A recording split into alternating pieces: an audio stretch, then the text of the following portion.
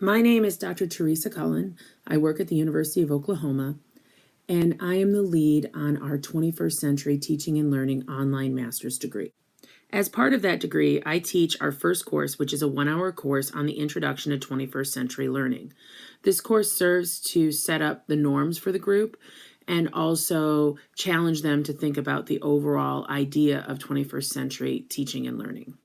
In this course, we use the book Creating Innovators by Tony Wagner to focus on the different skills that we need to encourage in our students to create innovative classrooms and future thinkers. So, as is true with most online courses, discussion forums are the center of communication.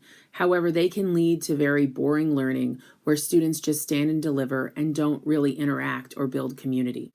In this course, I try to teach them to use discussion forums more effectively using Lehigh University's 9-leg response options. However, it still lacks that connection and creativity that we want to see in our students. In order to force students into an uncomfortable spot and to think more deeply about their reading, I have them do 2 content creation activities in this course. The first is to create an infographic to summarize 2 chapters on STEM and social innovators. Students create an infographic, share it with each other, and then they're displayed for the public during our one face-to-face weekend. Public sharing and collaboration are part of the tenets of 21st century teaching and learning. A second assignment gets students to think about famous innovators and how they had to be encouraged as students and how they should be encouraging students in their own classroom. In this project, students are presented with the idea of Steve Jobs and what would the world be like if he hadn't been encouraged, and then they could choose either Steve Jobs or another innovator to make their argument. Where would the world be if Steve Jobs was not encouraged when he was 12?